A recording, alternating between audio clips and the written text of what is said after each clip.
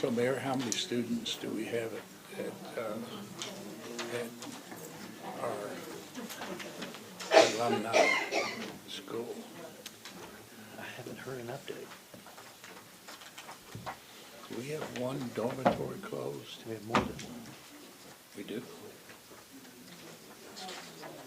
More than one dormitory closed. I knew we had one. I didn't know we had two, three.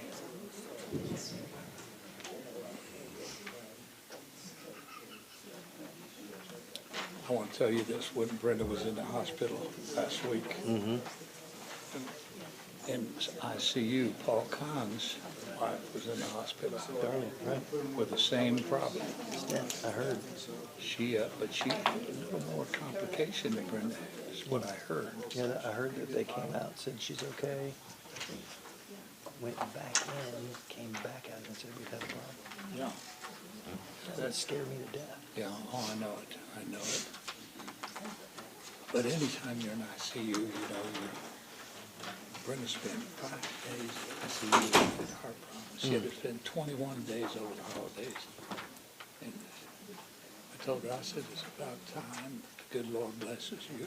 With good health. Agreed. Amazing. Amazing.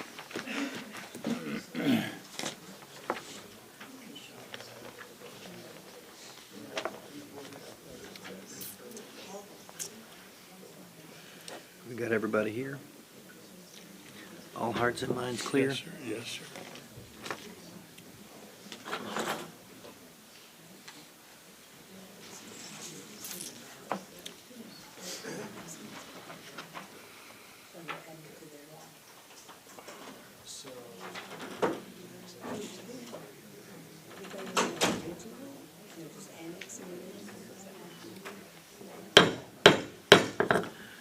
Good afternoon. We will begin with our 1 o'clock, just a few moments after, for the work session for the Cleveland City Council. Today, Monday, February the 13th.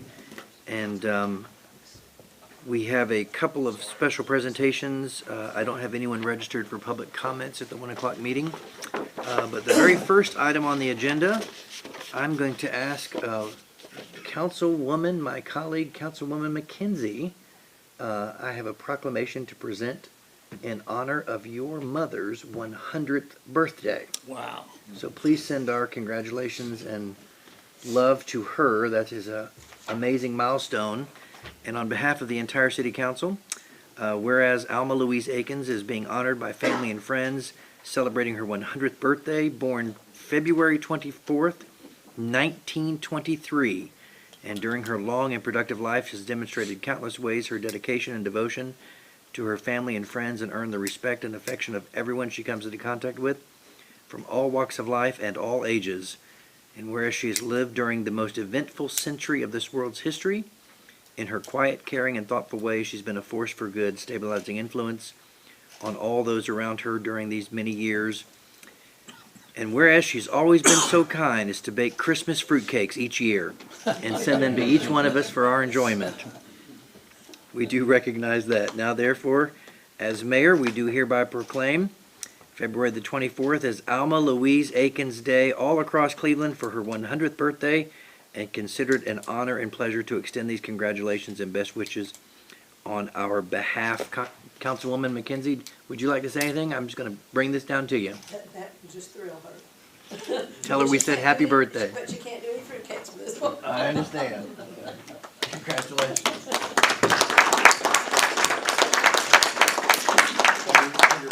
She'll get a thrill out of this. Thank you. All right. Those are always the fun part of our job.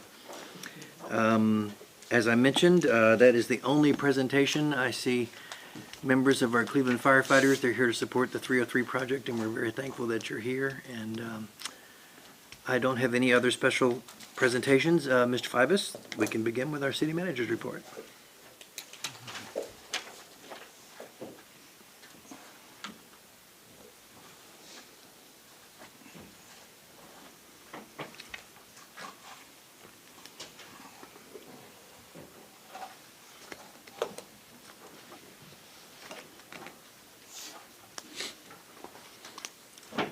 Well, thank you very much. We appreciated the groundbreaking of or the demolition starting of the Cherokee Hotel. We do have a press release that will work with the banner on that event that initially showed that that project is off and underway. And as we get questions, we'll probably give a monthly update. Probably the first meeting of every month on the project and what's happening and all that good stuff. So, any questions on that pre-game activity?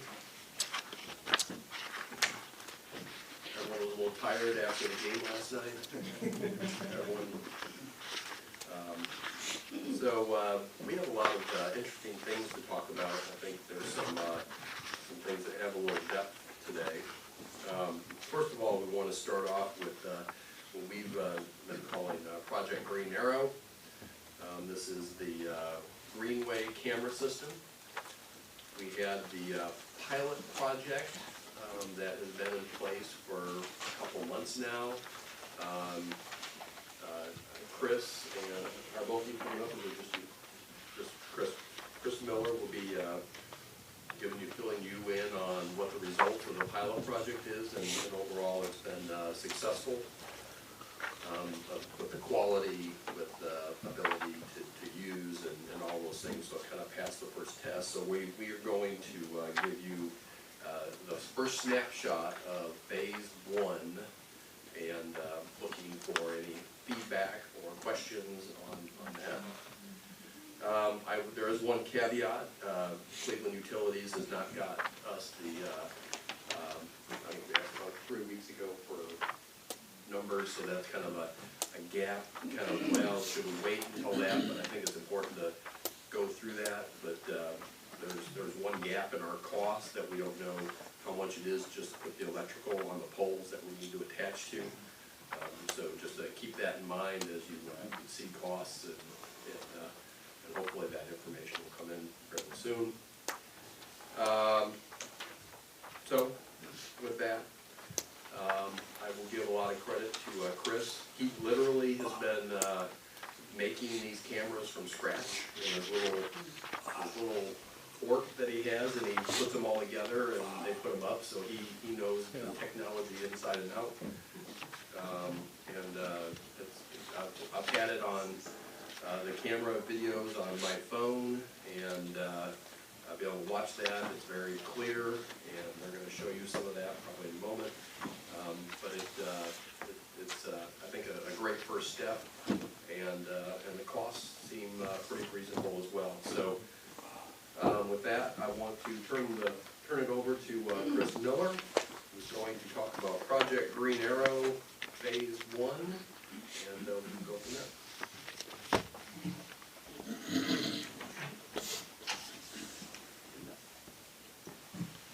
Afternoon, Council. Of course, I'm Chris Miller, IT Director for the City of Cleveland. This is a project that's been exciting so far. I think it'll work out really well for the city. It's currently being used, the cameras themselves, at several different entities within the state in several different capacities. The demonstration, the testing of the cameras, we started those back in actually right before Christmas, and we installed 3 cameras, one at the pavilion at Greenway Park, one just a little down from the pavilion there looking at the parking lot, and then one there at the tunnel there near Raider Drive. And they've been operating since a little before Christmas and have had really good results so far, and I'll show you those here in just a second. This is kind of what they look like. We've been piecing those together. The cameras are the Verkada cameras, and then of course we add the networking equipment which runs Sailor. This is what the bullet cam looks like mounted on the decorative poles out there on the Greenway. That's the one that's right near Raider Drive. And it just mounts right there onto the decorative pole and plugs right in.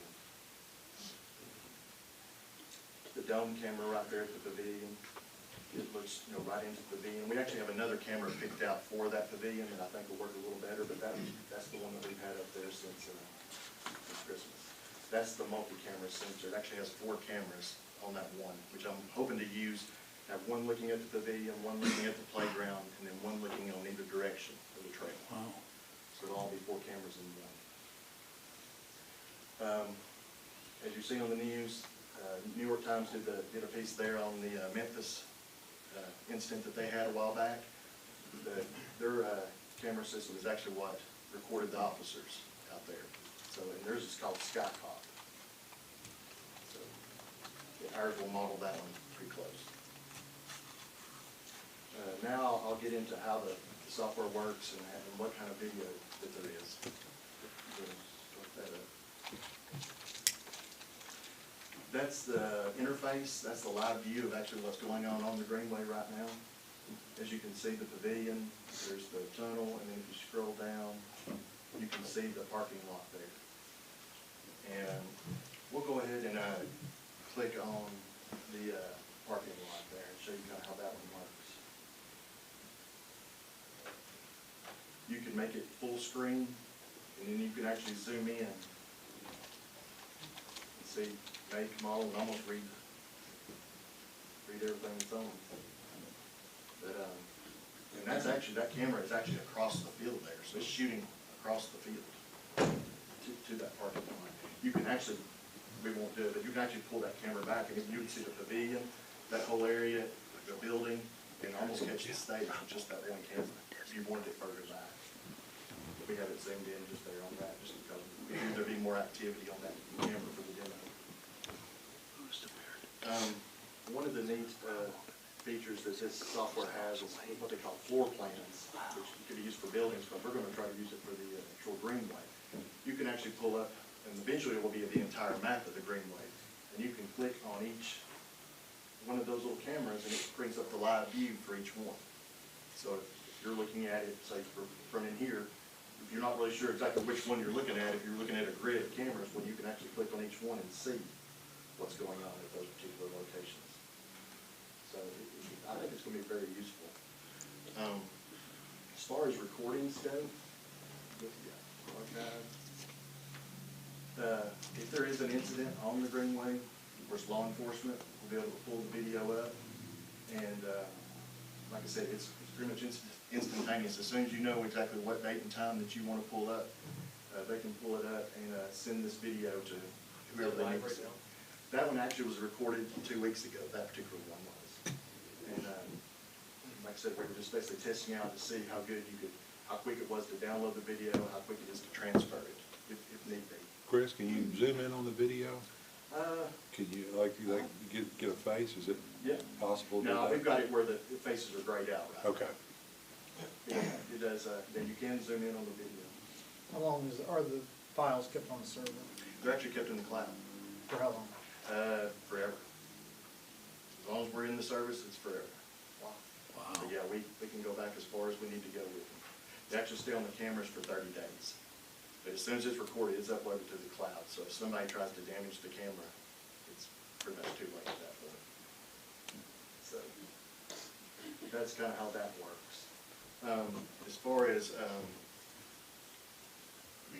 Does the police be able to see the face on it, or is this? yes, they will. Okay. Yes, Okay. yes. But if they had to give it out to someone, you know, they can redact the faces on there. One of the really, really neat features about it is the Amber Alert and the Silver Alert system. If we find out that there's a missing child, if we've got a photograph of that face, we can load it into the database, and if that child walks in front of that camera, it will alert whoever's set up in the database to get it, which would be law enforcement. And they would know that that child was seen on that camera at that moment. How about Same night? thing with elderly. How about night? How's it looking I now? can show you a few shots of night here in just a minute, and it's actually really pretty good. Is it? About what you would see if you've got cameras at your house. Yeah, they've got the infrared type settings in it too. So, yeah, the Silver Alert and Amber Alert, I think, will work pretty well. Hopefully, we'll never have to use it. But it's always there if we do need it.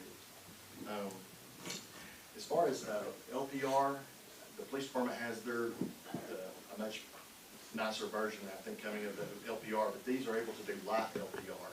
They can do parking lots, parking garages, things like that, just slow-moving traffic.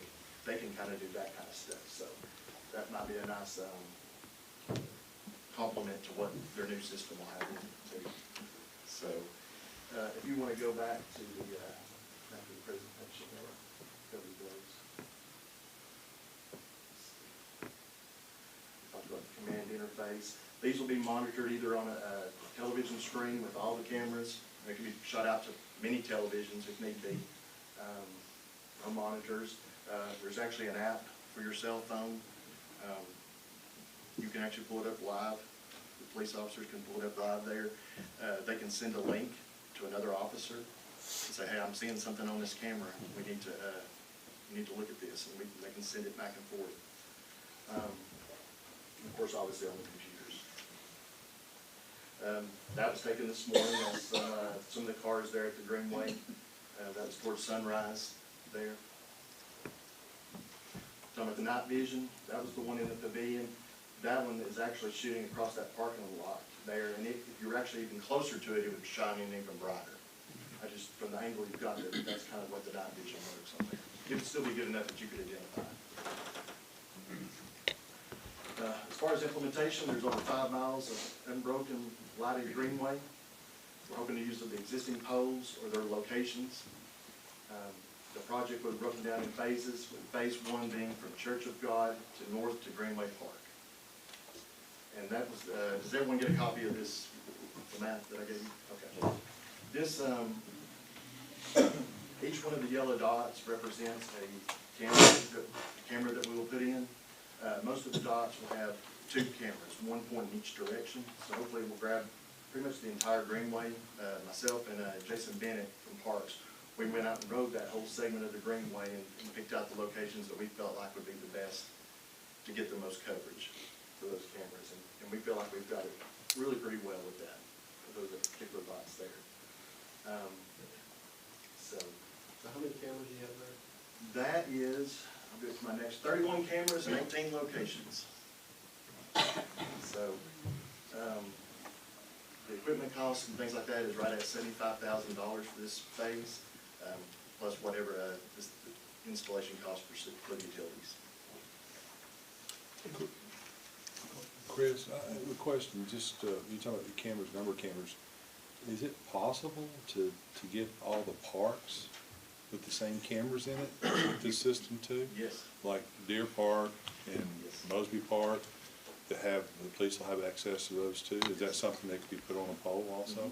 Yeah, anywhere anywhere we can get power, we can put those cameras. I'd like to see them in the parks too, Joe, if it's possible in that park where we do this, is to have those in the parks throughout the city for the safety and protection. Yeah, we agree. The other day, or a couple weeks ago, the Cleveland Police Department had that grant that's only available to them. That will buy some cameras in 3 different parks. So that process has already started. Our goal is to have, and it could potentially even be this room, is to make this, when we moved on to other locations, is to make this into kind of a command center of some sort, is where you have people watching the cameras. You know, the goal is, and we've talked about it before, is to make sure that you have some live coverage on the entire Greenway. Make sure that in every park that you just public spaces. You know, we go to great lengths in making sure that we're not showing any private spaces, but just in public spaces. You can also show, we have cameras at several intersections that you can watch live on what's happening at all the intersections. So there's an opportunity as we build towards that. If you recall, the council approved a $2 million grant, Chief? $2.5 million grant for, that will start some of that process, and that has some fairly sophisticated software. I can't remember the name of the system. It's through Motorola. It's just it's the aware system. That's what it's called. It basically integrates all the data and be able to do a bunch of stuff. Is that's, to your question, that's where we're headed. This is kind of the first phase, is from a public safety standpoint of being able to cover more area on public spaces and be able to just have eyes on those situations. It's very difficult to patrol. It's probably not as effective to have someone going back and forth on the greenway. I think that's important for people to see them, but it's a whole nother level of when you have line of sight on someone, and it's not necessarily doing bad things. Sometimes people can have medical issues. Sometimes people can be riding their bike and run off into the creek down there. You know, that you can see those types of things that are going on, because you have a lot of activity, probably on average, probably, I don't know what you say, 1,000 people, a couple thousand a day, at least, utilizing that facility. And so, to your question, is this is the first phase of that bigger build-out. Joe, at some point, do you think that we can have, call stations that would be for 911? That's definitely a part of the system. Part of the system? Will it be on the same pole with the camera? Will they compress it so you can It'd have know to where it's be, at? have camera on. That's what I'm saying, you press it that way No, Somebody we, needs- with that, on the greenway, yeah. I'm thinking about somebody tearing them out. we, There'll have to be a camera. if we end up having more fiber available to us in the short future, that would be something that you would piggyback off and be able to have those call systems integrated like that, so that's one idea. But you're talking about the lights with the things that we think we need several of those, especially at strategic locations on the greenway. So we agree with that, and that's something that your colleagues, several of your colleagues have asked about. Tom, did you have a comment? No, I didn't. Phil? I had two questions for Chris and just a comment for you, Joe. Certainly, Joe, the cost savings of fixing bathrooms in our parks can pay for this. You know, I mean, just for putting stuff, so it's not prohibitively expensive, it's $75,000 for this, but just the money that will be saved on park bathroom upkeep. So I'm thinking about Deer Park and Tinsley. Chris, I got two questions. I want to, Yeah. is Patty, what do you think we spend $1,000 a week on fixing bathrooms? Probably averages that, to your point, is that there's, sometimes it's minor, sometimes it's painting, sometimes it's completely wiped out, and we have to go and rebuild it sometimes. So there are cost savings, and that also goes to an idea that Mr. Hughes brought to us, is that all of our restrooms now also have electronic locks out there, so they are electronically closing in the evenings. We've had some issues with people being smarter than us and jamming them up so they can get in there, but we're working through some of those things. So with the electrical locks and the camera system, I think that will save us thousands and thousands of dollars, to your point, and I know you have two more questions. Chris, if a bullet box has going both ways, is that considered two cameras? Two cameras. And then who's paying the cellular costs and how does that work? The city pays the cellular cost. To see you on the fiber or is it No. really cellular? It'll be through our, through AT&T, it's on their FirstNet. First Alert. Same thing we've got. Yeah. And that could always go away if there ever is the fiber along the greenway. We can connect off of it. So when they put in the lights, the conduit was large enough to run, they made conduit large enough for future wires. No, they did. They did. So, okay.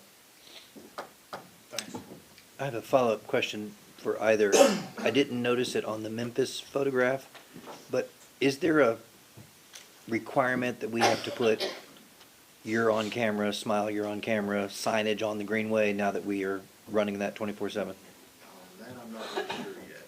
I know like in Chattanooga, they have the badge on their boxes.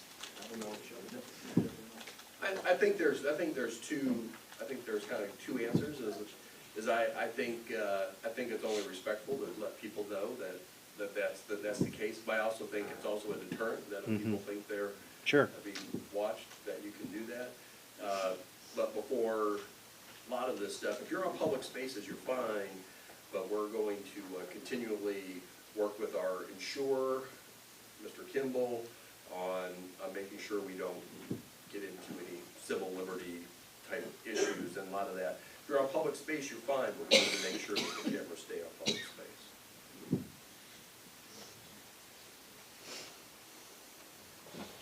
Chris, would you consider presenting this at the next Greenway board meeting? I'd like to. Thank you. Thank you. Chris, before you leave, so this, what's your timeline for doing phase one? So if you need their approval, or you feel, well, you guys have already approved funds, and through the, what we did in December. You can certainly, if there's any objections, or you feel that it's important to approve this first phase, we think that from a monetary standpoint, we have that. You guys can think about that and do that. My question is, what's your timing, if the council says today, when do you think it would be fully implemented? I think it would take a few weeks to get the equipment in, and from there, I'll build the boxes up, and then, of course, I'll have to coordinate with Cleveland Utilities to get the equipment to them so they can put it on the poles that we've chosen here. That's a safe, I think I can be completed by July on the first phase. Mr. Fivas, is there a 3 o'clock motion for phase 1 to be implemented immediately? You guys can certainly do that. Yeah, I don't see a problem with it. I mean, summer's coming up, more people will use Greenway. For safety purposes, I think it'll make everybody that's using Greenway feel a lot safer, so quicker we can do it, that's my opinion. Councilman Estes, was that a request for that motion at 3? Okay. And Chris, I'd like to say, we're happy that you're able to build those boxes. Of course, that's amazing. I hope I'm doing it cheaper than whatever all these other cities are doing. Absolutely. Thank you for doing that. Well, he has Legos in his office, and we need to give him a building. We need to be giving him something else to work on. That's right. Will you build them all at one time, or will you build them in stages and give them, let them start putting them up as? Depending on how they want me to get, I would like to do that. I would like to build, 10 or so, and then take it to them, let them put those up, and then keep going. But like I said, I'll have to work with Cleveland Utilities and their schedule. Appreciate it. Thank you. And what do you think your next phases are, or what some limitations you may run into in the future? North of the football field there at Raider, when it crosses over that bridge and then heads north towards Tinsley, that's a different voltage than your normal 120 volt. It's what Cleveland Utilities told me it was a 277 volt. It's 3-phase. Yeah. So, once we get this phase done, we've got a little bit further to go south there past Church of God. That's still the easy part because, like I said, it's the right voltage. It's the single phase, 120 volt. But like I said, north there, you change voltages, so we have to step it down to work with these cameras. So I'm gonna have to work with Cleveland Utilities on that, see if we can use the existing poles, but we have to change some poles out here and there, down through there to get the, and then put a transformer in to get that voltage down, to get those cameras mounted on there. So from there north is gonna be a little bit trickier. But it's that way all the way through to Mohawk. The park itself in Tinsley, if we change those out, those are the right voltage. And it'll just be the main path there. And Do they not have cameras that'll work on 3-phase? Not this company, no. And I actually checked around. I couldn't find one that was readily accessible as far as, I asked Cleveland Utilities what they use, because they use these cameras also in their substations and things like that. And they already have it stepped down and running at the 120 Yeah. volt in those. So it does make it trickier up through there, but it's definitely doable. It'll just take a little more Cleveland planning. Utilities could step it down from those poles. Or like I said, there's a device you just- can add it's to the pole different. to step it for us. 3-phase motor, you can't run it on single-phase. Like I said, that, Lighting and all probably the do stuff it in your in, house is single-phase. hopefully maybe When you go 5,000 to feet chunks. Commercial, they do a per se, 3-phase and because it's cheaper. like I say, Waited. probably goes maybe south next, a little bit further. And of course, we'll have that new section, which I've already talked to Brian Beck about, the one that goes to Emmons Street. Try to tell him to go ahead and be planning for these cameras and those kind. And then we'll start north, start there at that bridge. Candies, will it, when they put the light poles in, will they go ahead and do the fiber optics then, including utilities? I'm just asking I'm not as questions. familiar with that project, but yes. Chris, you mentioned LPRs. When are we going to be able to have the LPRs? Yeah, I think that, Mark, you got that in your grant, I believe. Yeah,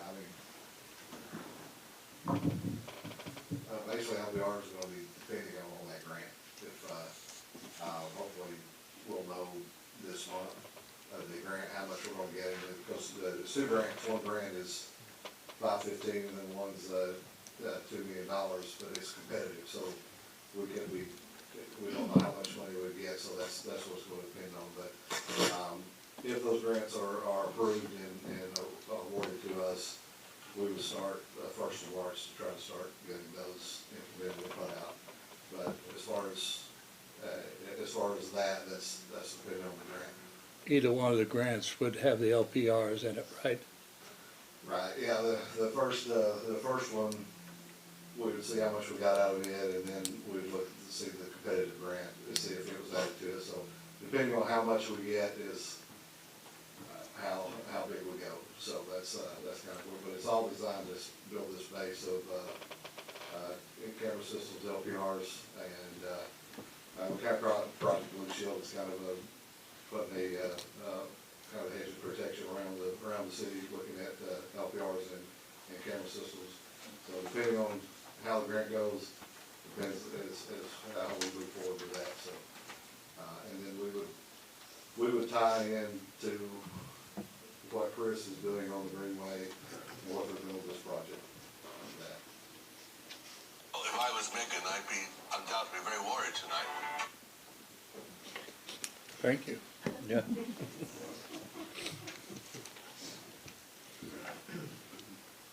Thanks, Chris. All right, well, we're on the stove, and now we're gonna jump right into the fire, talking about tire ordinances. As you know, we've had a lot of discussion and issues with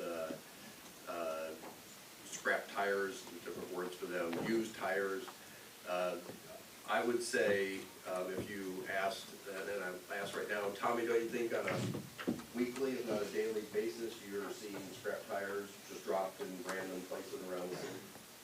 Every day. Every day. And like one or two are loads.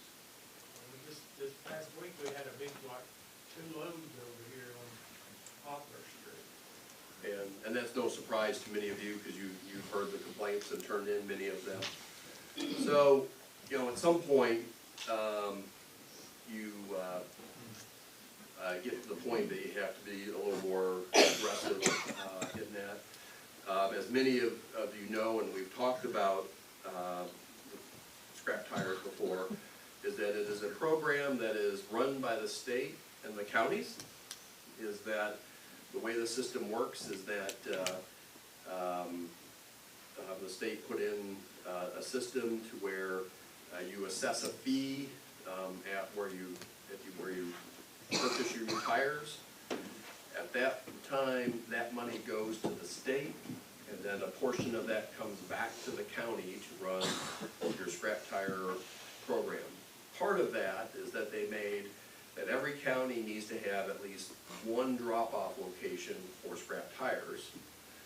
And the county landfill is ours. Sometimes their rates are variable. They just raise their rates to drop the tire, to pay for the tires. But at some point, we're not doing anything to look at the people that are actually getting the tires, because they're getting them from somebody, and they're not taking them to where they're supposed to be taking them. And and that causes everybody a bunch of heartache.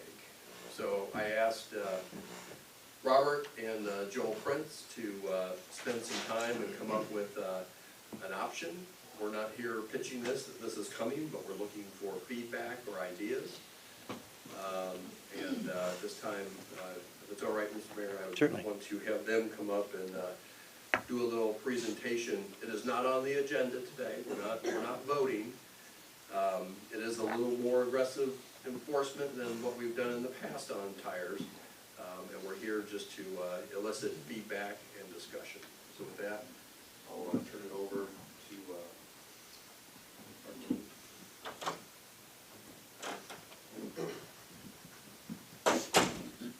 Thank you, Mr. Mayor, members of the council. Introduction there, kind of like what we're looking at when we see consistent problems in the city and think about ways that we can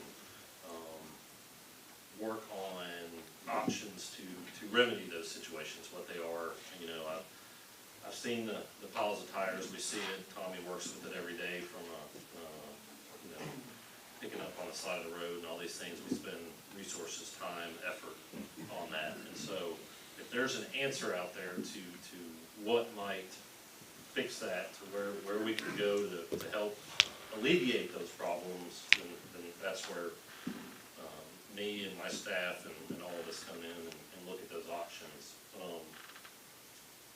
So, you know, we talk about this picture right here is actually from off Hall Parkway from last year. So it's not a figurative, you know, this could happen, this is something we all deal with, and interestingly enough. So we talk about, you know, obviously they're unsightly, but what are the actual risks of tires just being disposed improperly? You know, they take decades or longer to decompose. So as they sit there, they water in them, they have other things. These are mosquito breeding grounds, varmints, all these environmental kind of issues come out of that. The water pools in it, sits there. When you have piles like this, we've all seen the images of a tire fire, the black smoke. It's you know, extremely harmful chemicals in tires. So when they burn, all that enters the atmosphere, and then as they decompose, all that enters the soil. I was actually talking to a horticulturist recently, and he mentioned to me that there was a movement in his field using tires to plant different vegetables and things like that, and he said that's extremely dangerous, because what happens is they decompose those heavy metals that are in the tire, they go into the soil, then the plants absorb those heavy metals, and then you end up eating them. So that happens on a basic level as they sit in a pile in somebody's property, decompose slightly, those metals, those chemicals, they go into the soil at that location. That's the environmental aspect. You know, and of course, we all know they're just the basic eyesore, massive piles and things like that. Those are issues, and the varmint that they house, they can, you know, it's kind of a home, but it's not a natural home. So it's obviously environmentally unsafe and a public health issue, you know, on many levels. So locally, we kind of did some work, and want to thank, I believe Amanda Peel, who's here, helped Joel get some data on how what their impact has been and what they've seen to keep Cleveland, Bradley County beautiful. Now, you know, they provided us some data dating back to November 21, so this is about a year and a half old. By their calculations that they've been a part of, 11,533 tires have been found dumped illegally. This doesn't count what Tommy's seeing every day and picking up with his trucks. This is those bigger movements that we've seen documented on Facebook and things like that. That you know, one thing we're blessed with in Cleveland is people often volunteer their time, effort, energy to keep the city beautiful or do other amazing things. 289 hours spent cleaning up these sites. And that's volunteer hours, that's not city staff, that's just the volunteers, 289 hours. From an economic standpoint, you know, their records indicate they spent over $15,000. You know, and that dates back to November of '21, so through '22, that's what they've spent. This does not include the man hours for Public Works, our fuel costs, and all the different things that we put into it You and I'm from a on Public Works city council. perspective. So we're, you know, we're looking at what are our options on alleviating this issue. It's a partnership is what we think is the direction we're kind of looking at. As Joe said, we're not here to vote today. We've had our ideas, we've kicked them around. We thought we'd present it to y'all and see what kind of perspective you could bring to that discussion. So, you know, being a partner with our local businesses, the way we present it, this isn't intended to be any kind of issue. This is a partnership to help track waste tires and what we do with them and where they go. It's a simple, you know, when you're looking at who hauls the tires from a dealership to the How many times? waste disposal location. So if these people are permitted, permitting doesn't necessarily associate any kind of crazy costs or anything like that. It's just a term that we're using. So you permit these haulers, then we know who's hauling the tires, and then they keep records indicating how many they picked up from store A, and then how many they dropped off. That way we assess, in a sense, well, all of our players, you know, are playing by the rules. Where else are these tires coming from? We see the tires driving down the road, they don't have a permit sticker on their car, well then there's a question of, well, where are you going and where did you get those? So these are just ideas that we're kind of kicking around. And I should have hit this button, but permits for the haulers, that's what we're mainly focused on. Having them keep just a basic record of, I picked up 36 at place A, or whatever that number may be.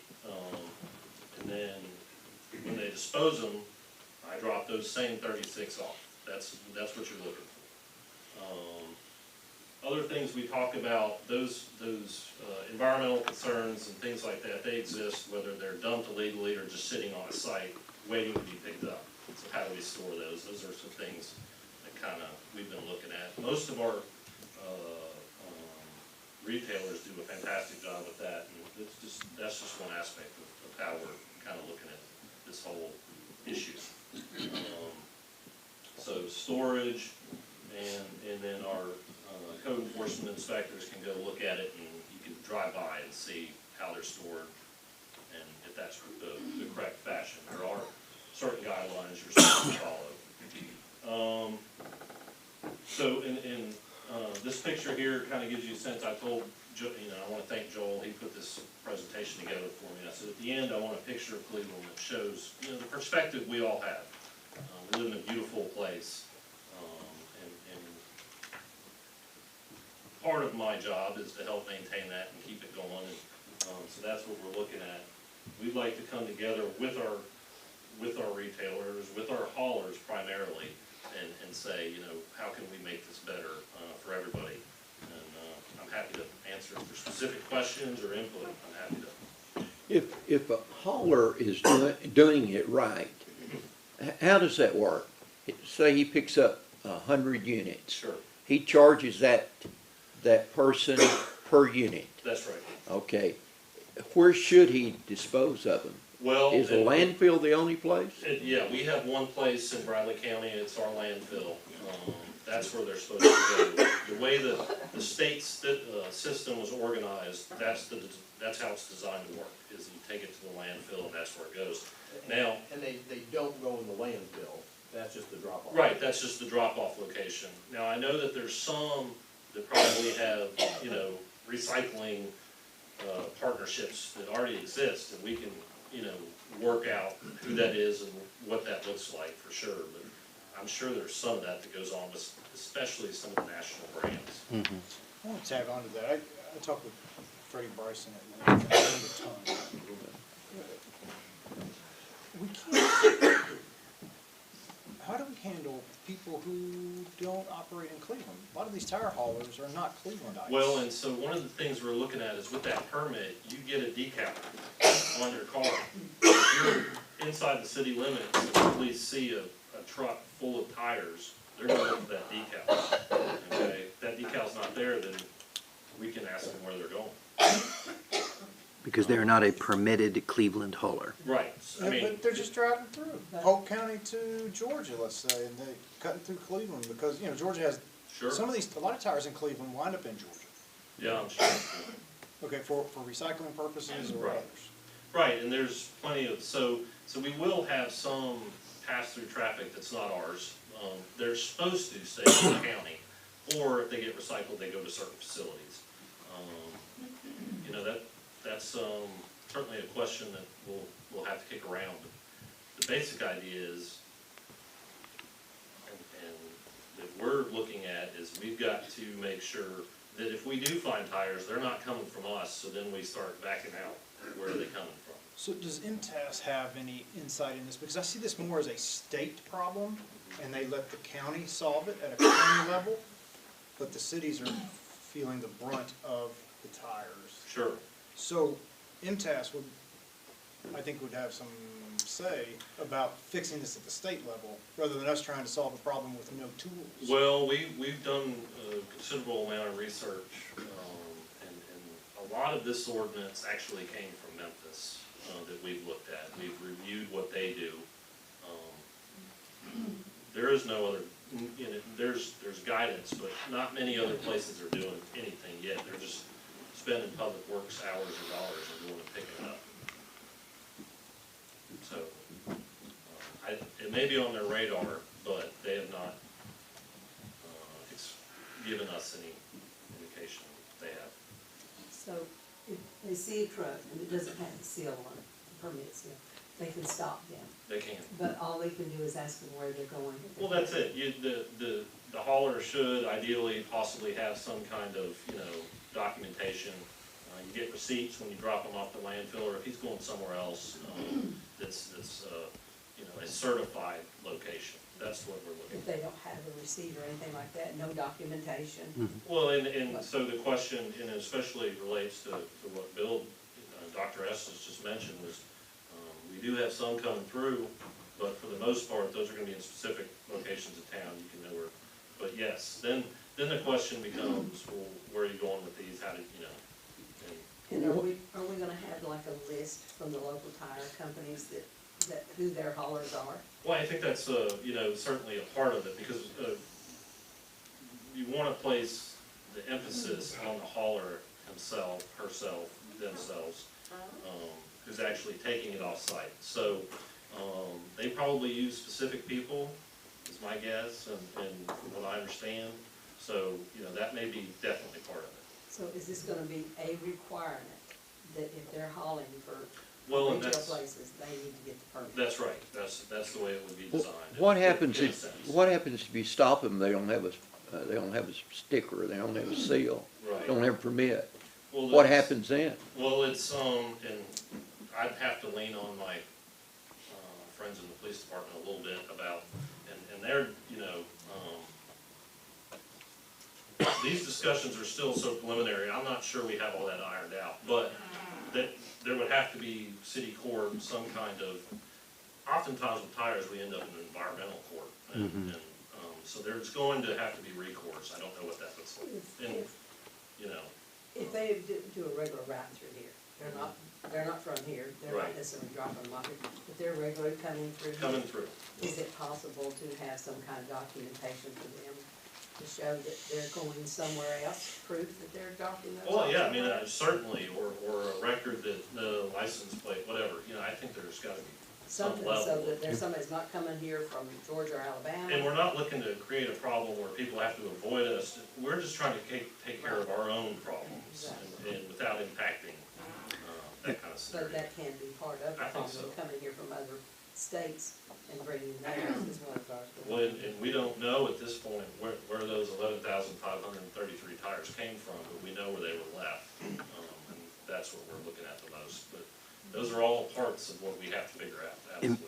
Mr. Varnell, to follow up, excuse me, on Councilman Estes's comment, I don't know that MTS has anything speaking to this, but I can tell you that TASSER studied it, and their recommendations included municipalities to implement a permitting, registration, and manifest procedure. I believe it, That- when you look at it from, That, you correct. get the brunt. And You talking about from the time the retailer takes those units Mhm. off, that you've got a way to track them Correct. till they're disposed of. That is correct. So, that makes so sense. they should be tracked from the, when they get taken off the car until they're disposed of properly in some form or fashion. That way you know where they're landing. And if Chattanooga's doing it, Athens doing it, we're doing it, then all of a sudden, eventually, we know where a lot more of these Well, things are going. right now, it's the wild, wild west. There is no manifest, there is no registration. We don't know who they are, who they're hauling for, where they're hauling to, but to your point, we can sure identify the 11,533 that were left at exit 20. That's correct, and so we start looking at that, okay, we've got a problem, and Joe mentions, let's talk about it, let's figure it out. Yeah. Let's see what kind of perspective we can get.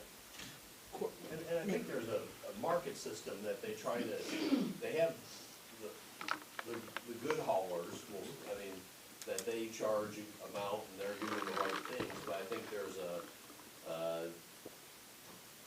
another level of service that they're charging 50 cents or $1 a tire, and they're not,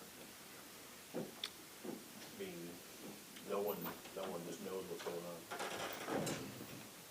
on. I know this is so preliminary. I'll be interested to see what you bring. Mr. Kimball, I know that, again, this is really preliminary, and I'm not asking for a real answer, but as a city, we can require certain things of businesses in our city.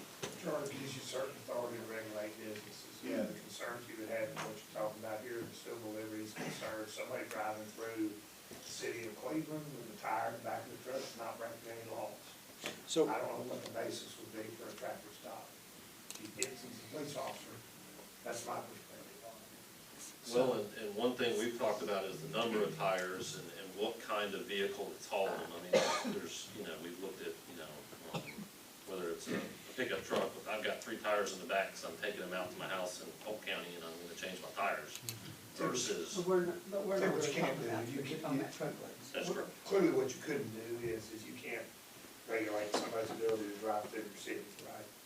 It's got all kinds. but we can mandate all tires, Walmart included, to put stickers on used tires, to document and keep a Maybe. record. I don't know anything about this. I don't- Well, and, That's where I'm going with this, not the guy, not the back of my truck.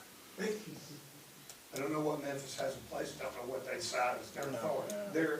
That is a city, they are a home rule municipality though, and those home rule charters give all kinds of authority to cities that are existing in home rule municipalities. Cleveland is not a home rule municipality, Chattanooga is a home rule municipality. I'd be curious to see if they have one. If they have something on waste tires, I mean, this problem doesn't exist in the vacuum, right? So I would look at Chattanooga and see what they have. I'd look at Knoxville and see what they have. Those happen to be home rule municipalities also. But it depends on what your charter allows. There's a statement in your charter that says you can regulate business. So the question would be, do you want to, require every legitimate tire business in town to use a certain hauler, for example, so that you know that hauler is legitimate? Okay. Or to track every tire they, I think it's every hauler has to be legitimate, that in the end, that's what you're So looking put to it on the achieve. And hauler. we don't need to narrow it down necessarily, but we just need to say, if you are doing it, this could create more business if it's done properly.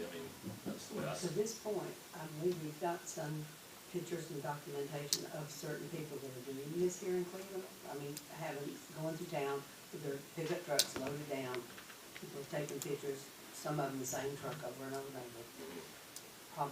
They're probably not permitted or anything like that. Well, not at this point. And honestly, I've tried to follow them, and they know they're being followed, and they I tail it out. So, possibility that they're not going to the dump because they're headed in a different direction. So, That is a possibility. Yeah, a couple of points were made out. Funding body is the county on this part that receives the funds on this part. Is it a way that the county can help us dispose of these tires and through their funding? Since we're not the, I mean, has it been asked them? And my second question is tires cannot be put into landfills, but if they're shredded, can they be put into landfills? I think that even if they're shredded, they still contain the same heavy Well, we put metals. stuff in landfills too, and it's got liners in it and stuff. For sure, for sure. But And I'm not the expert on, Okay. on the disposal of it from the perspective of once you take it, where it goes and how they do it. I understand. Let me go a step further then, because I've talked to tire dealers here, and when this, Mayor Brooks, you might want to step into this a little bit, you might be aware of it, but from my impression with this fee that was put on, wasn't a tax, it was a fee for tires put on, that the state at that time would have these shredders go to different counties and shred tires for them. So that's my question. And it never came to be to do that. So, I mean, they're still recouping taxes, fees, fees for it, but they didn't follow all the way through to what they were supposed to do. Am I correct on that, Mayor? I believe that's what. You are correct, but those fees go to counties, Yeah, and the shredders were supposed to go to certain counties, which they and the shredders never appeared. never picked up. So when we talk about that exact thing, we've got this plan that's supposed to be in place. Well, then, from a local's perspective, we still have to take care of what we're Correct. doing. Correct, I understand. Well, That's what I'm looking at. It's not working. The current system is not working, thus the 11,533 tires that have been dumped in our municipality. Yeah. So I agree and concur, and thank you for making these preliminary discussions, and I'm like Councilman Estes, I look forward to seeing what you bring. Absolutely, and if anybody has thoughts or comments leading up to it, just kind of pass it, yes. I have an observation, Yes, because ma'am. I stated that I had seen some, and they're usually on Sundays. You know they're not going to landfill on Sunday. That's correct. Saturday or Sunday. So that might be looked at, Okay, see what we can, do there, if we can do yeah. anything there, but If you talk with the local folks, Yes, sell the tires and that'd be, and even the haulers. absolutely. Because the haulers, I've only met a few, and they're very different. I mean, it's just a different, just get their insights. I mean, they may know something I'm sure they know things we don't. They're gonna know some ins and outs and exactities on where, On Dr. Estes' comments, I want to follow up on that. I don't want to deter these people that are taking them to not to do it. Then we have a bigger problem if you start reducing that number, you know what I'm saying? well, and I It's just, think, it's, have their input so you make it feasible for them, that doesn't make it too hard and say, look, I'm not doing this anymore. And, This is too much for me to do. And then we're stuck with nobody. We do the businesses don't have anybody at all because of the restrictions, which need to be there, but they may be too much for somebody. and whatever we are going to bring, we're not looking to impose heavy restrictions on people. And I think that this is, actually, as you think it through, this makes the market of that type of industry, more exact. I mean, the money will be there for those folks, absolutely, and it's not, we're not looking to put that impact burden on them. I think another issue is that sometimes when people take tires out to the landfill, they're full.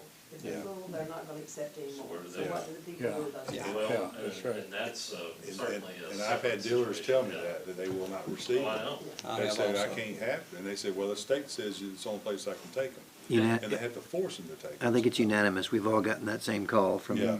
Yeah, and so that's that next level of this whole thing is what can we do about that? Well, Yeah, you know, Robert, we're looking at all the angles, for sure. just looking at the places that sell tires, I know of 8 places within a mile of each other. 8 places. Yep. And usually, one by my house called Tire Discount, the parking lot's full every day, doing tremendous business. They do tremendous business. I don't know where they take their tires, if they take off of cars. Really. I think Where they if you end up. look at, Search in Cleveland, it's probably about 40 tires. You can buy tires at 40 different places. So- $100 a day. Yeah, all over, yeah, All yeah, over you're right. Cleveland. Yeah, 400, that's within a 400 mile a of day. each other. Yeah, but I'm talking about the Cleveland's Yeah, 40, that's so you in got my that many, you got district. that many Yes. disposing of those tires. It's, It's a lot of tires. Councilman Good Webb. luck, Robert. Thank you. I need all the luck I can get. Robert, I think, Councilman Webb. I can, and I did briefly, I touched on it, you know, we do have some locations where, you know, I talk about how we've got them out here in the field. That's a problem because of environmental fire, whatever, but if you're storing them incorrectly, it doesn't, that problem still exists. Just because it's on your property doesn't make it okay. You know, there are the same issues. We have vendors in town that have 200 tires piled up next to their shop. And part of this is we wanna make sure That, you know, there are procedures and policies that are supposed to follow about storing these things. Let's make sure that, you know, we're looking at that. That's part of what we're looking at. Councilman Webb, you had a comment? Yes, two questions. I don't know if it would be any kind of deterrent or not to the haulers that are hauling tires and not disposing of them properly, but do we have any mechanism that assures that if you are a commercial hauler in Cleveland, or you're picking up tires from dealers, that you have a business license? I think that would certainly be part of this. I mean, it shouldn't be a deterrent to need a business license. Everybody else who does business, that's one of the first things they start thinking about is, well, I gotta get my business license from the city or the county or whatever, you know, they do, wherever they are. So that may be something we want to consider. And, you know, their particular line of work may require it anyway. That's something I certainly have to look into. Also, Mayor, Amanda has asked to speak on this issue. Certainly. Thank you. So there were a couple of things that were said during this conversation that I would like to comment on in response, if that's okay. One of the things is, one of the issues is the state does regulate the new tire dealers. New tire dealers have a distribution license from the manufacturer. Their haulers are required to be insured. There's an surety bond. Excuse me. So if there's any issues with dumping from a new dealer, there's a bond that's in place with that hauler. So those haulers are regulated. It's these small mom and pop used dealers, used tire dealers, that are not regulated in any way. Their haulers are, there's no way for them to be on the state level, so it's gotta be local. As far as the turnover and the backup with the tires on Liberty Tire, that has improved quite a bit in the last 4 months. I guess in September, I built a rapport with Liberty Tire Processor, who is the recycler for the contract for Bradley County Landfill. And they have worked really hard with myself and Republic to try to make that backup where people bring tires and they get turned away a lot better. So I have seen that be improved. The other thing I wanted to comment on was Councilman Cassidy had made a comment about funding from Bradley County. And I do want to recognize the fact that all of the funding that I've used to clean up the tires has come from the county. So I do feel like the county would be in partnership to continue if we could. So that was really all that I wanted to say. Do you have thoughts, insights I'm sorry? on solving the problem?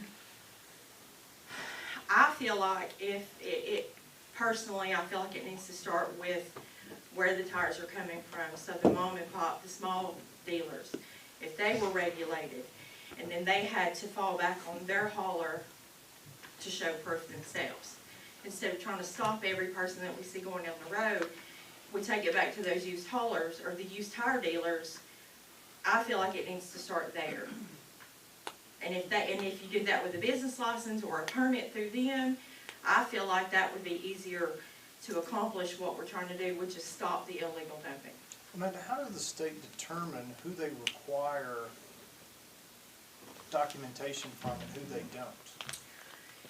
So I can't completely answer that entirely. I do know in my research that I found where the distribution, the new tire dealer has to pay in that revenue that you guys were talking about, the tire recycling fund that goes back to the Department of Revenue. And there's paperwork when they file for that, when they pay those annual revenue fees, there's paperwork that has to be done, and that's how that bond is tracked. And I do know that Tasser was doing a study, but their study was back in 2019, and they still haven't came to an agreement on something that can be done to enforce the other haulers, which is the guys we see in the pickup trucks. So when you mentioned new, was there a time frame, a date that they started, like today's date? From here out, they require a tire shop to have this information they have to pay in for bonding? Or is it just by the size of the company? That I can't answer, I'm sorry. I don't think I did that much research. But that, I do know that it is on the state's website.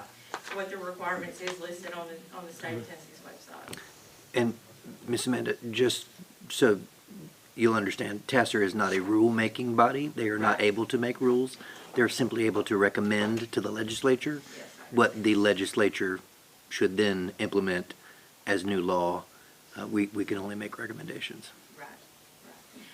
One more thing, there was, back in July, there was a law that was passed to where tires can now go into the landfill if that landfill county in our situation, wanted to, but there are certain stipulations that have to be met in order to be able to do that. The tires have to be not shredded, but they have to be cut. The end walls have to be cut off and cut into quarters, and then they can be buried. But I don't believe that that's something that. So they can be buried if they're shredded, what you're saying, if they're shredded, they can be buried in. If they, Well, the only thing you can shred is the inside, because you can't shred where the steel belt is or the steel thing. But they do, I saw, they went and they cut where those belts are into smaller pieces, and the Tennessee lets you bury those. You can Tennessee lets you bury that stuff. You can now, as of July the 1st, you can now. But I believe all of the ones that are coming through Bradley County are still being recycled. They're not going into the landfill. They're still being processed and shipped to Loudon and Georgia. There's a machine that will cut them up. It is amazing. Yeah. It's freaky. Yeah. it's like a mulcher, like a mulcher. Yeah, it's really expensive, the process to do it that way. I guess that's why we don't have more than the one tire recycling company in this area, Liberty. But yes, they can go into the landfill now. They're done the way that it's regulated. Any more questions for Ms. Peels?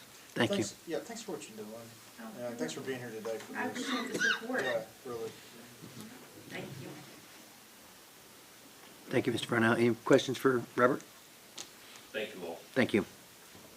Mr. Fivas?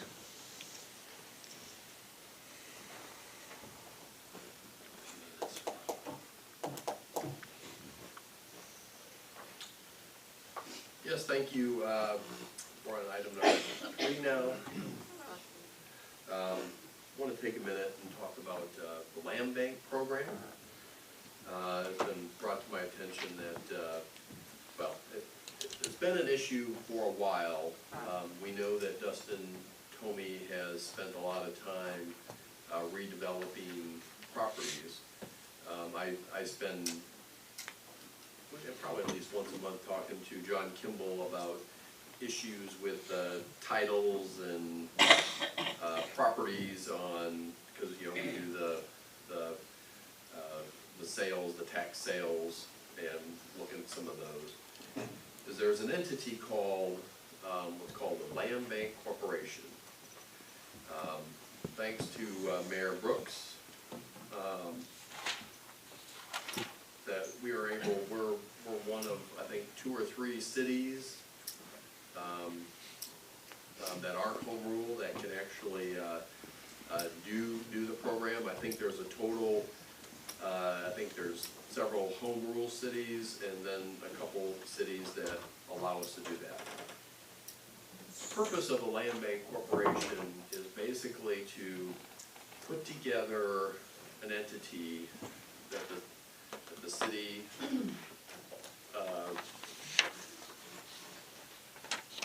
the city council creates, and that entity would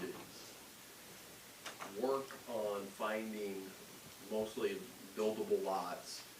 But you have a lot of lots out there where you had a lot and the owner passes away and then 3 sons and daughters own that lot, and they live in 3 different parts of the country, and they don't care about the small lot in Cleveland, Tennessee, because they haven't been here for a long time.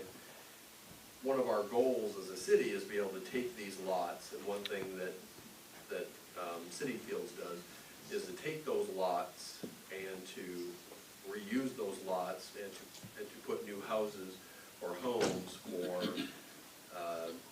families.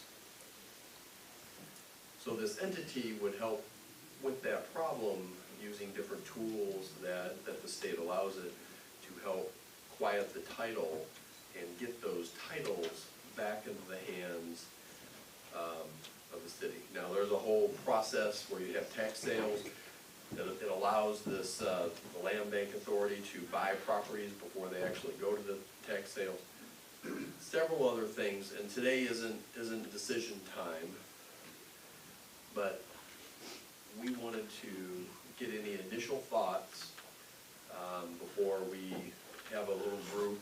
I think Dustin told me, I think Dr. Estes maybe want to be a part of that, is they have a broader conversation of whether a land bank corporation, which we have the state authority to set up, whether that's something that we should look into or have a discussion on. So. I was the one that asked for this. I know, Ken, you want to talk to it maybe? I was just gonna say, from what I understand, it's just another tool in the toolbox. That's correct. It's. There's I a cost think to that tool, adding that tool. Excuse me? There's a cost to adding that tool, buying that tool, putting it in the toolbox. There I can like be. everything And I don't know what it is, but I don't know what the I don't know what kind downside. of tool it is, I'm just, I'm Yeah, to both your points, that it's probably a little more than just a tool. I mean, you have to set up a body, you have to give them, you know, basically they're a board working on there, and they have a certain set of powers that they have the tools. So it's probably a little more than a tool, and I know you're using that statement broadly. Generically. But yes, and to Councilman Cass's question is, to successfully quiet titles and go through the process, it does take resources to be able to do that, to have the legal counsel to quiet, to find them, go through the processes, do the certain notice provisions, and then actually acquire it, and usually they have some type of liens on them. So it does, I think Councilman Cass is correct. So, wait, I got all kinds of things to say. Okay. Do we have an estimate of how many properties you think that would? So every month we get these things called departmental reports. Mm-hmm. All you gotta do is flip through, just start in District 2. I think, and on my wall in my office, you can come look at it, Janice gave me all the steps for Mr. Kimball that has to happen before you can take control of the deed or get it to the courthouse. And how many years? It's a minimum of like 3 years. And this speeds up the process. It would let Habitat, Kathy Andrews, City Fields, even, I would say when you say tool, and for the toolbox, if we're gonna have a redevelopment corporation, this is a must. This is just another, and right now, I'm thrilled that both, even at the IMDb, I don't know if anybody was there, the Industrial Development Board meeting last week, a couple of builders spoke. They're wanting to do infill. They're wanting to go into, Chad Dean was buying lots in Blythe too. So you got, this is spurring public as well. I was talking to Robert about 15th or 16th and Blythe, the corner of 16th and Blythe before we started. That's a perfect example of a lot we were talking about this morning that would fit into something like this, that would speed up the process. I think it's not a land trust, it is a land bank. Mm-hmm. That's different, right? That's It's a tool. It's a tool, and I don't, we're gonna have to do these costs anyway. And so if you start packaging them, you're doing them quick. Doug, I know they do this in Knox County. You know, I know that they do this, you know, in Knox County too effectively. I see this as just a really positive step as we can help manage the infill of Cleveland as we redevelop what we have. But there's a lot I don't know about it. That's why I asked Joe to kind of tackle it, and I gave him some stuff. I'm happy to pass it on. I've been reading about it. I don't know everything. But it seems nothing but positive for the communities that use it. Bill, I'm not against it. I think revitalization of city fields and all that stuff is a great thing. I'm just wondering how we're gonna recoup the cost. Can those It's gonna deeds, cost us- can the city Let me try to say recoup this those another way. costs? Can the city recoup the cost? by It doing costs us if we don't do it, and it costs us the same if we do it. I'm not seeing the cost. Bill, Tom, I'm not against it, but I can see Knox County, a large community. I can see where you've got lots of lots that, as he talks about, that heirs, they don't live in the county, the land is not valuable enough for them to be concerned about it. I could see that point. But in Cleveland, we're a small community. Everybody pretty well knows who owns your neighbor lot. You'll be, I can show you a dozen lots right now that we cannot figure out. I mean, let me defer to Mr. Kimball and to whoever else. Let me make a suggestion in the interest of time. Yeah, sorry, thank you. Oak Ridge has one of these. They're a smaller city like we are, or similar size. That's a fair statement. They've had one for a few years. What I would say, if y'all are interested in it, is look at theirs, talk to them, see what they like, see what their experience has been, see if they were glad they created one. They're one of the cities that were authorized to do it. Most of the other cities that have the ability haven't created it. So I think that would be, that's where I would start. So you spent some time, Bill. Yeah, I looked at Oak Ridge's ordinance. Yeah. And then they had a Well, flyer they sent out. Yeah, I'm talking about the properties in They have Cleveland. a whole list of properties, because if you create one, you're required to make that list available. Yeah. That's one of the things you have to do. And they have, all their minutes are online. You know, their website is available to any of us who click on it. But John, if a piece of property is sold for back taxes in Cleveland, Yes. you've got 3 years to redeem it. No. What Councilman Estes was referring to is the process isn't quick because the list, for instance, the city's delinquent properties that are behind, it doesn't even go to the court system to start the process for 14 months, okay? So the 21 and 22 taxes, Excuse me. they're not even at the park yet, okay? All right. The other reality is because of the number of them, and I'll say this for the city, because of what these people do in the clerk's office, the number has come down every year since I've been around, for 15 straight years. It's down now to what, about 300? 400. It keeps going down every year, which is good, that's what we want. But there's always gonna be some, okay? And there's myriad of reasons you're gonna have. What Councilman Estes is talking about is sometimes if you take a piece of property and there's a dilapidated house and it's old and it's vacant, it's abandoned, and the city goes and has to condemn the house for demolition, it takes the house down, the city's gonna put a lien on that property for the cost of the demolition. The reality is the size of that lien is typically more than the value of the lot. I understand that. So, yeah. put yourself in the position of a buyer at a tax sale. Do you wanna pay $15,000 for an $8,000 lot? Right? So nobody buys stuff, and they just go over to the next sale, and they just kinda sit there and sit there. Now, from time to time, those do get purchased, but if that's the problem generally is if you're clearing a blighted property, the cost of that may very well make that lot unaffordable for everybody. Even if it's buildable. That's Even if right. it's- Joe, let me add this to what you're saying. They're in all 5 districts, they're in all 5 wards. But there's more in 2. than anywhere else. Yeah, I would think that.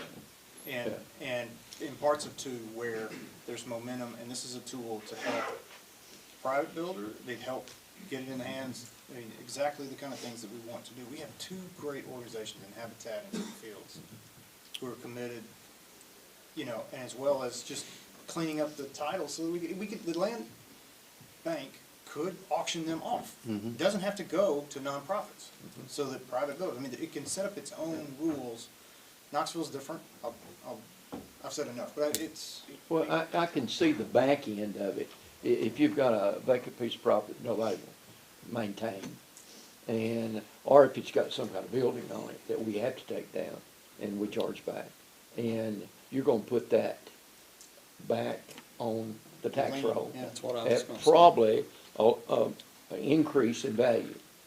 I I didn't get that understand far, all but that. yeah. I'm just trying to get my head on. It is much broader than just delinquent properties. Yeah. okay? Think how much, on that point there, think how much more revenue we're bringing in because of Habitat and City Fields.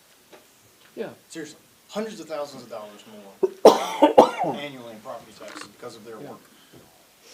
Yeah, and not just properties that people wouldn't keep up. Right, it's in perpetuity too. Yeah, right. So I understand all that. Good. What I would recommend is for us to get together with some other people, talk to Oak Ridge, figure out what works and what doesn't work, and then we can bring you a recommendation. We'll talk to Habitat, we'll talk to City Fields, Dr. Estes wants to be involved in that, we'll do that. And to try to sum it up, is essentially there's perfectly fine lots out there that have these clouded titles that, as Mr. Kimball said, is someone in the business of making money isn't gonna spend 4 times as much for a lot to build on. Is that essentially this is a mechanism to use all kinds of different tools and ways to shake that loose and then to present that to the private sector so that they can build a house or City Fields. It's gonna be cheaper. Which is better for that neighborhood to have the dilapidated property or a new house.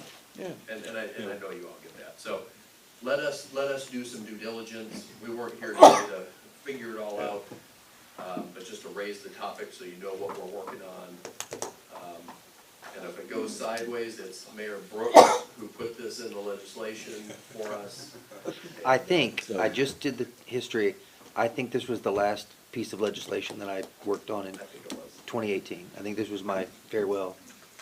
Bill, we believe in City Fields. The council voted unanimously to fund This is City about Fields and Cleveland. This is about remodeling homes and using that money back over to purchase more homes and do those things, so. You're missing the point if you think this is about City Fields. No, I'm just saying it's bigger picture, all of it, the majority is in that area, so.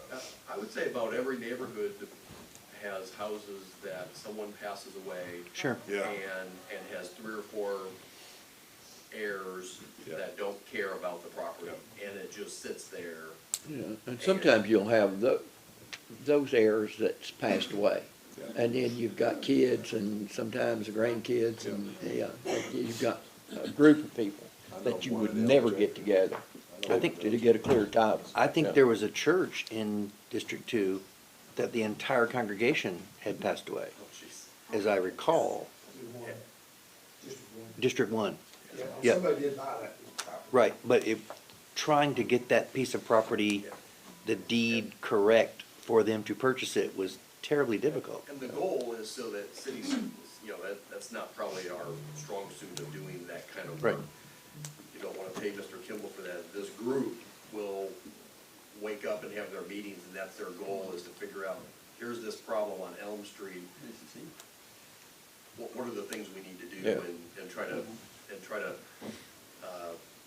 brainstorm and come up with solutions for different pieces of property. Thank you. That's it. Got it. I know.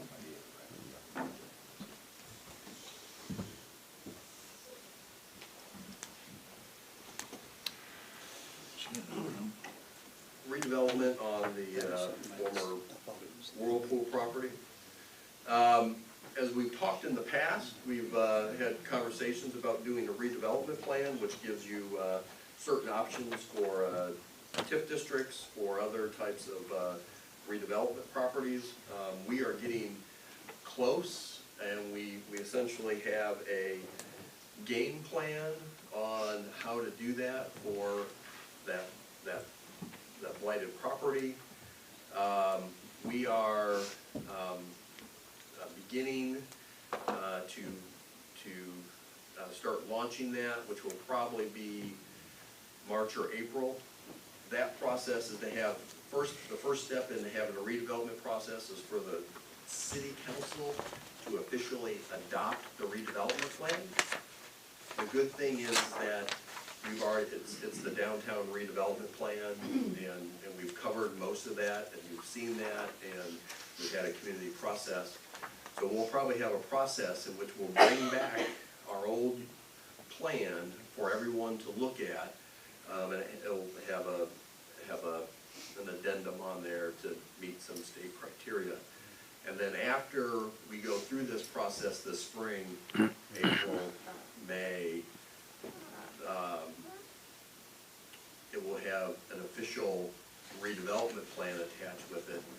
And then at that time, the housing authority, they would have the ability to implement the plan that you have adopted. So the state legislature has given them the authority to, you guys develop the plan and put it together, and then the housing authority implements that.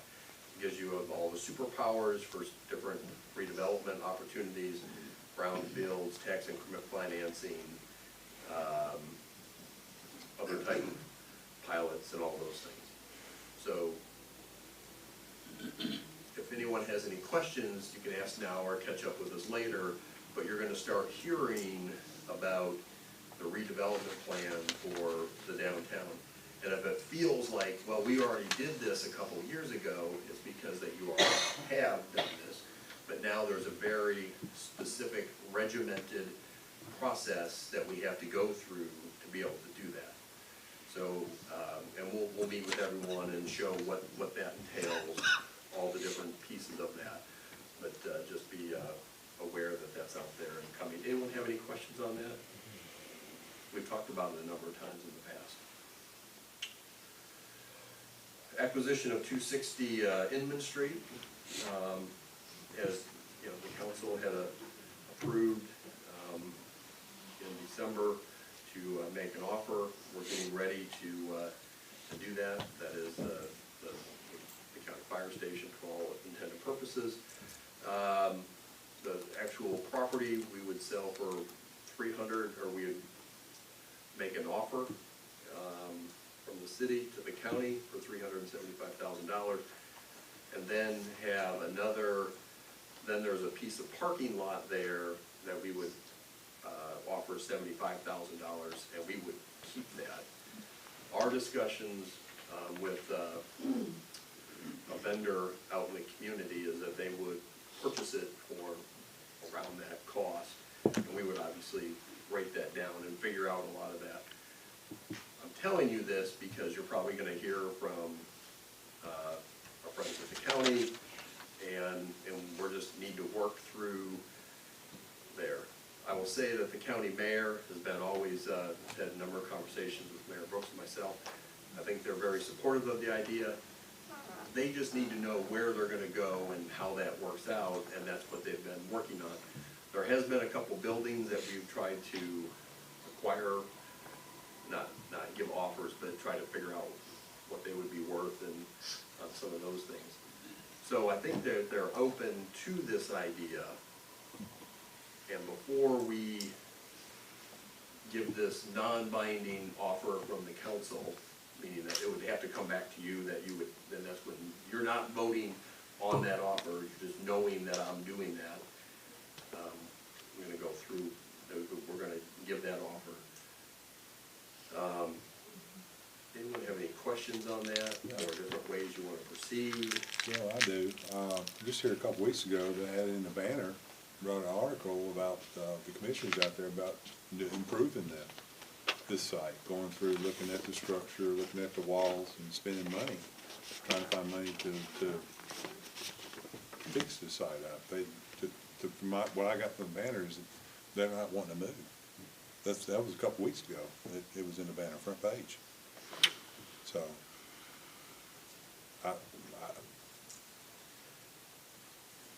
Well, if you don't want to give an offer or to move forward because a private entity wants to purchase that. Yeah, that's not the, it's not the conversations I've been having with the county well, mayor. it was in the banner with the Yeah, commissioners I was can't- out there, they were looking I at it. can't control what's in the banner. Okay. God knows. I just, Building and Maintenance Committee. That was the Building and Maintenance Committee for the county looking at issues that needed to be repaired. be repaired and stuff, yeah.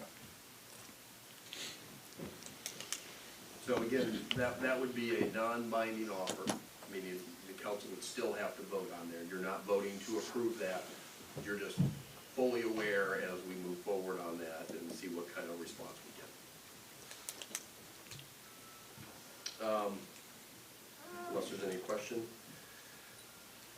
Probably unfair to put this at the end of the agenda because it's actually a huge concept. We have our solid waste contract, as you're all aware of, and we've talked about that, about bidding that out. Our solid waste provider has come to us, and they are asking, again, for us to consider automatic service. Right now, you have backloading service that have 2 people on a truck. They would like us to consider going to 1 person on a truck.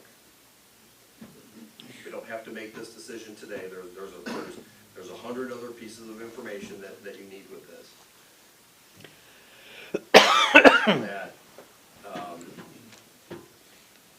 That's just a question out there that if the answer is absolutely, under no circumstance, we're gonna bid this out, and go to the next step, or if you want to hear what our current provider, Waste Connections, has to say, we would want to take a couple weeks and to get some firmed up on what another way to make that transition would be. I think that there's probably about a 90% chance that as we go through our process because of cost, that we would end up with an automatic service. I don't know of anyone that's bid. We don't have any records of anyone that's bid anything that had 2 people on a truck. Oak Ridge just transferred from having a similar system to what we did to what they did. Knoxville did the same thing. It's kind of what's out there with energy issues. So here's the feedback I need. If there's absolutely no way that we're gonna consider automatic, we'll bid it and we'll see what the contract says. If you want us to bring back some information over the next couple weeks on what the costs were, what that looks like, what the opportunities are, what the pros and cons of that, we're happy to do that. So that's kind of a very little amount of information, and to see if there's any interest at all in at least trying to get some information on automated service. Any questions? When you say automated, it's where they pick it up on the side of the road and it tosses it up in the dumpster. It has the big arm that Yeah. grabs the trash can Right. and dumps it. Yeah. They will give everyone in the city a new trash can. Yeah, for labor issues, problems we have, and, I can understand why going to automation in this, because it's harder and harder to get people to do those type of jobs, so they struggle at it. What's the cost difference? Joe, I interrupted, yeah. Councilman Hughes? What's the cost difference they're gonna get us some options on costs. So that's, if we're open to hearing what those costs are, let Tommy and I go back and get those costs for you. If the answer is just, we're not gonna consider it, then we don't need to spend our time. If you want us to go get those costs, we'll take a couple weeks and get you some numbers that you can look at. Is that fair, Tommy? Councilman Yeah, May? and, I mean, some of the things you probably don't know, you have to wait, let the vendor, but one can per house, you think?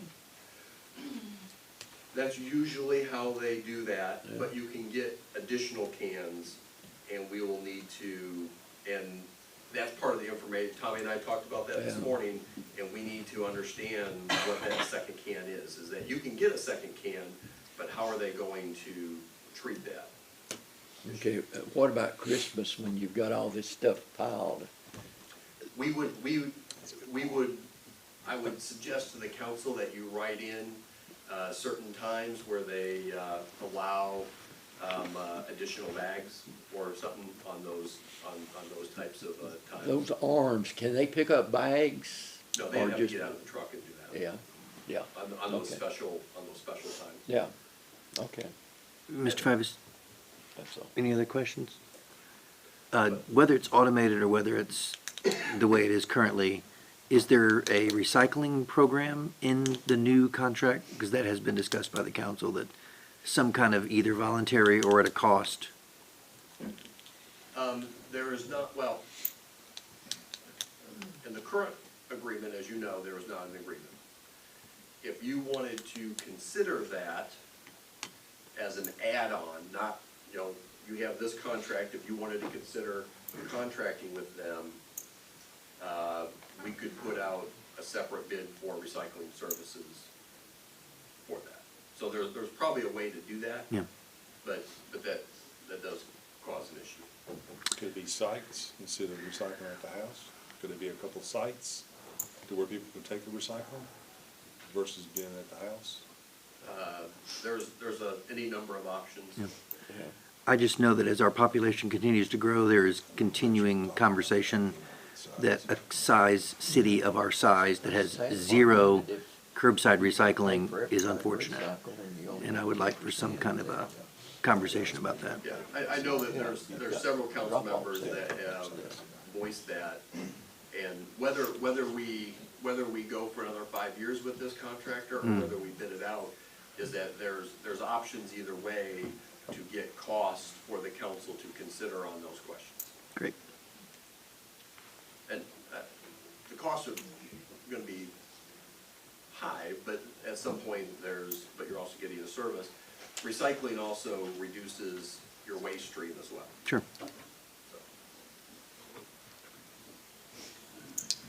So, without taking any votes or anything, would you like Tommy and I to go and get a proposal from them that we will have an open mind on the automated, depending on what the proposal is, not putting anyone in any box or bucket? Everyone comfortable with that? I don't see it, yeah. No, You comfortable with that? Is that consistent? Yeah, so we'll do that, we'll be meeting with them and get some of the answers that everyone asked, and, if you have any questions, make sure you call us. We'll have individual meetings, and, try to hear what your questions and concerns are, and the pros and the cons and all that good stuff. So thank you for that. The last item we want to talk about is, this will be very brief, is disc golf. We have as we've said before, I was gonna say, in December, we approved the funding for the disc golf location. It was like $5,000. Doing the disc golf is relatively small. We asked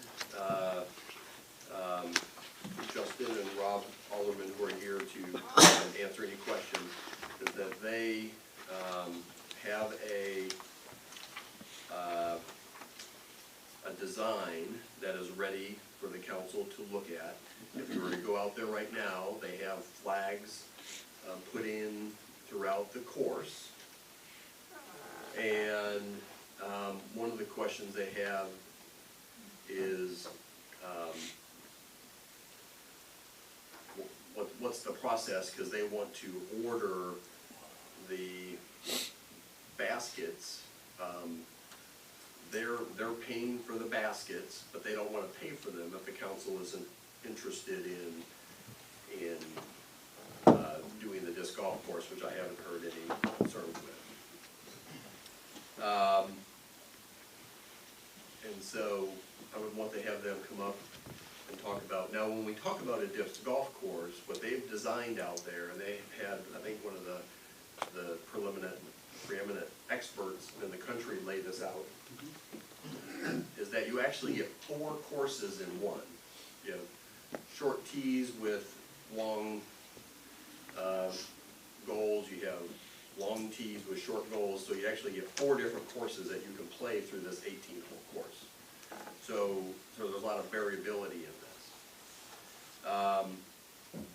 So at this time, I just want to invite Justin and Rob Alderman up to go through what they've done in this time, and then after that, my question is, you've approved the $5,000 in funding, which will go for helping build out the tee boxes, which is just concrete. Are you ready for us to move forward, or do you want some time to look at the course and evaluate it? So with that, I'll turn it over to you guys. Mayor Brooks, Council, thank you for having us today. It's a pleasure to be here. We're very excited about the design. Will Schustrick, who came and designed it, is very excited about the property. He thinks it's going to be a real jewel in Cleveland's crown. And yeah, I guess there's not much more to say about it. We just leave it to you, but how would you like us to proceed? Yeah, the last time we saw you, we asked for permission to design, so we have had Will Schustrick from Prodigy Disc come in and design. It is, there's 4 courses in one, so when you're looking at your designs, understand that on the map, what you're looking at is basically an advanced level and a beginner level in each, okay? So every single hole has sort of 2 tee pads and 2 baskets, okay? So that if you were holding a tournament, which we're all hoping we can do here in the future, right, you can have different people starting on different holes according to their ability at different times. So you take a tee time, and similar to golf, except unlike golf, sometimes you're going to start on T7. Sometimes you're going to start on hole 8, right? There's really not a lot that's complicated at this point. If you are all okay with us to go ahead, we have everything flagged out there. It looks good. There could be a little bit of movement, right? So not a lot. What you're looking at is basically where everything would be, but you know, we would ask for a little bit of flexibility if we get in there and we find out. You know, we use the soccer for an example. There was one place where there was originally going to be a tee, and Joe pointed out, no, like there's some people that play soccer in that area every Saturday. Well, we don't want to have a tee right in the middle where they're playing soccer, so that'll shift over a little bit closer to the tree line. Nothing crosses the walking paths. Everything is in accordance to passive sport law. It's just up to you to tell us yes or no. Do y'all, maybe we got one, Joe. Did we get an aerial view how this thing is laid out on the property itself, so we can kind of see it instead of going out there and walking it? Is there a was there something sent out? We have that. I don't know if you guys brought them. I didn't bring it, but we can email it. Copies at 3 o'clock. Okay. Absolutely. Yeah. Fly open. Yeah, there's But something, today's a it's great like, day. it's like If you when wanna you go, build me I'll a walk with you house, later. but I don't have the plans, I don't Right. see the plans, build me a house. Absolutely. I definitely wanna see the layout and how it goes through the property. Yeah, absolutely. I think I do personally, so I don't know the council. Understand. You have 4 different courses on all different abilities. Yes.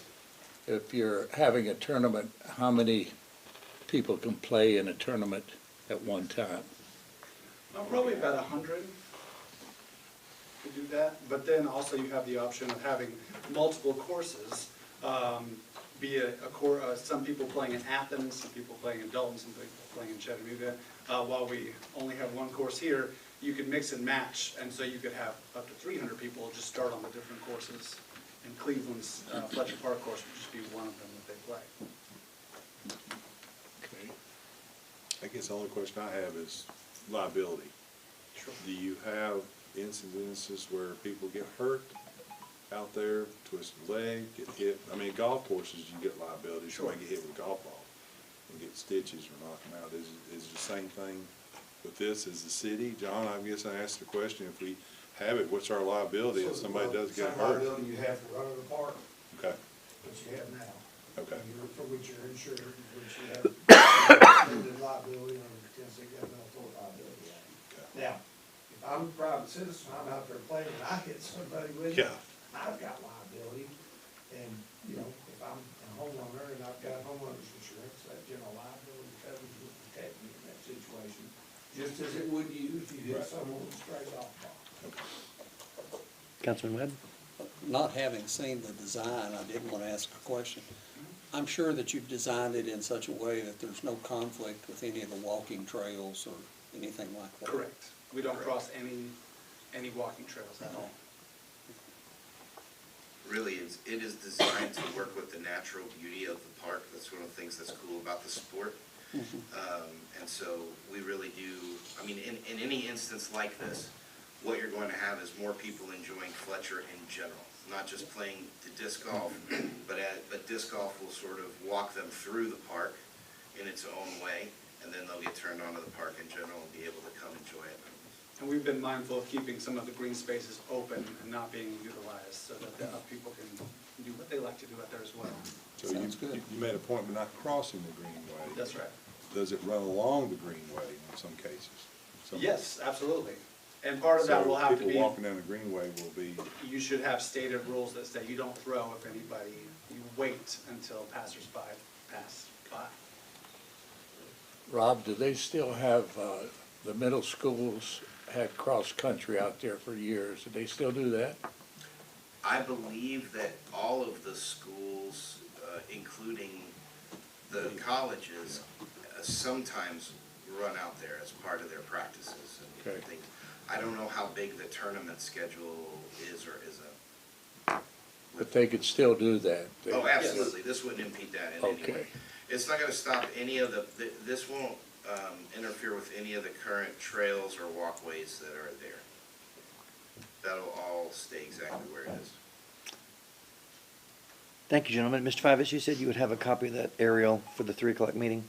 Great. We'll be happy to come back anytime you have more questions. Thanks so much. Grateful. Appreciate y'all.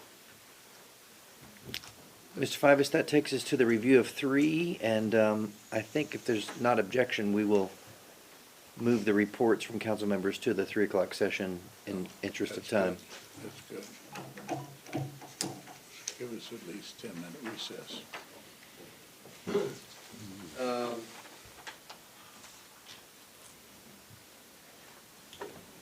you want, I can give an abbreviated rundown on the agenda. Perfect. I think most of the public hearings are pretty straightforward. I'm not gonna go through each of those. It's small parcels, backyard type stuff. So moving to the consent agenda, we obviously have the resolution that we supported for the 303 project and the Samples Act. We have that for a resolution here to voice our support for that. Importantly, we have item C, that after our long odyssey of getting our deed working, and we give a great thank you to Bradley County and Cleveland Utilities for helping us with that process. We now have the process to begin the design for Sharp Park. Again, we have a grant to work on these issues, and that would begin in earnest with the adoption of the consent agenda C. Yes, sir. Can we request that the consulting firm meet with Cameron and the Greenway Committee as part of their due diligence putting this together? Yeah, part of, because it's a state-funded project, they have substantial public input opportunities. Good. So we will coordinate all those different users and make sure that everyone has an opportunity for specific input. There'll be public opportunities to give input, but that will be, we'll make sure we reach out to them. Thanks. We do have another item that's kind of interesting, is item E, which is a bid summary for the HVAC services and maintenance. In the past, we probably could always do better with our building HVAC maintenance. We've had a number of HVAC casualties over the last year. One thing, this is a new item that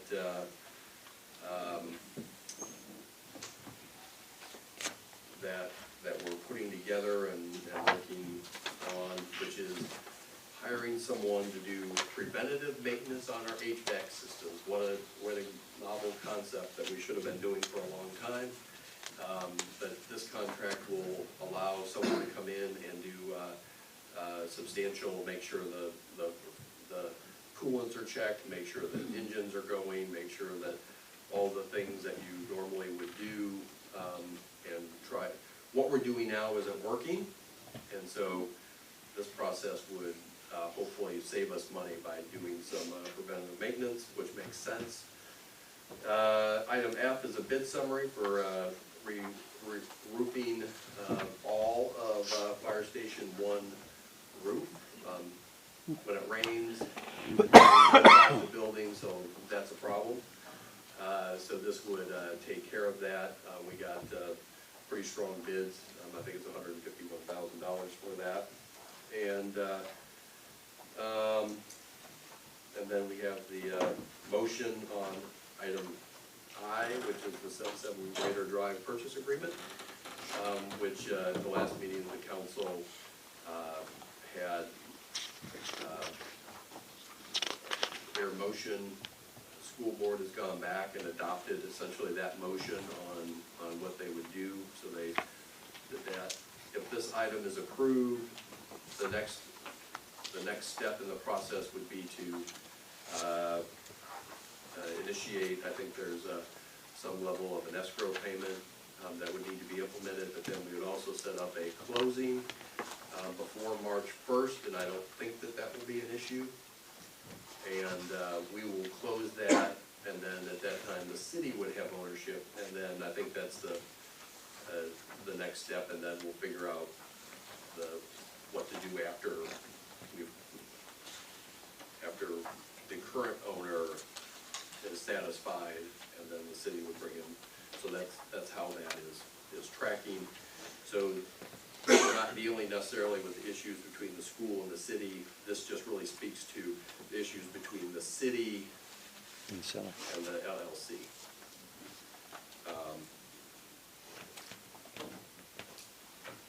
I'm sure there's other issues out there on that, but that's, when approving, that's all you're dealing with, is just approving that agreement so that we can close the deal. Personnel policies, this is we have an HR committee. They went through, they've evaluated, made some changes, and nothing that is causes additional money or funds in great degree. And we have the rest of our sections of the personnel policy that will come in future meetings that are probably a little bit more complex. These are just more broad range of those. On new business, most of those are just the stuff at the public hearing, and we'll walk through the rest of that. Any questions on the agenda before I let you guys break? Joe, because we had discussed Project Green Arrow Phase 1 in prior council meetings, it has been added under unfinished business instead of new business. So that's the only other update for 3 o'clock. Thank you for that review of the agenda. Council members, unless there's disagreement, we will move the reports from council members to 3 o'clock, and that'll give us approximately 5 minutes recess until 3 o'clock. Thank you.